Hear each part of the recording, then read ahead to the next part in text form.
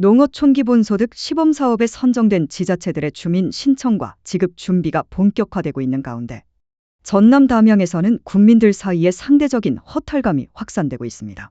시범사업에 선정된 지자체들이 지난해 12월 말부터 기본소득 지급을 위한 주민 신청 접수를 시작하면서 담양군이 사업 신청을 포기한 데 대한 실망감이 커지고 있기 때문입니다.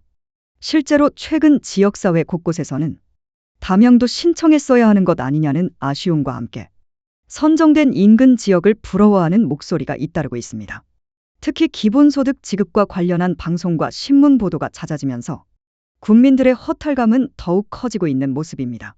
며칠 전 방송을 통해 신안군에 이어 인근 곡성군이 오는 2월부터 기본소득 지급 신청을 받을 예정이라는 소식이 전해졌고, 순창군 역시 주민들을 대상으로 기본소득 지급 절차를 진행 중이라는 사실이 알려졌습니다. 이 과정에서 국민들 사이에서는 인접 지역인 곡성군 사례가 자주 비교 대상으로 거론되고 있습니다. 곡성군은 1차 공모에서 후보지로 선정됐다가 최종 심사에서 한 차례 탈락했지만 이후 정부가 탈락 지자체 일부를 추가로 시범사업지로 선정하면서 다시 기회를 얻은 지역입니다.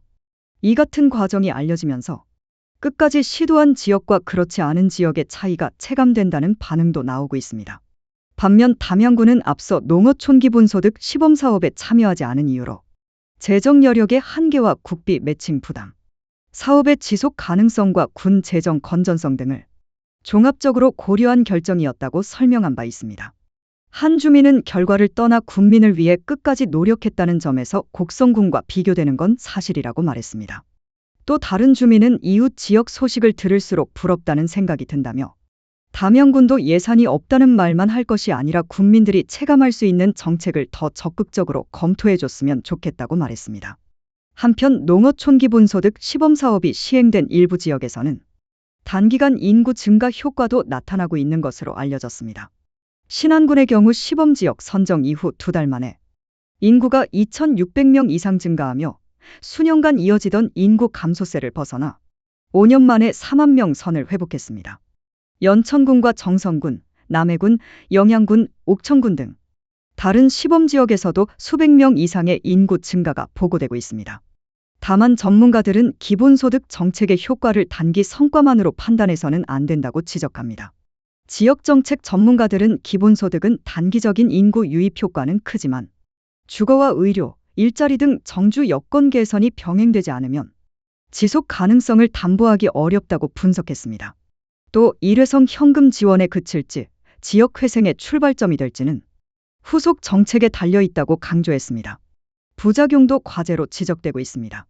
위장 전입 논란과 사용처 제한 문제, 지방자치단체의 재정 부담 등은 시범사업 지역들이 공통으로 겪고 있는 문제입니다.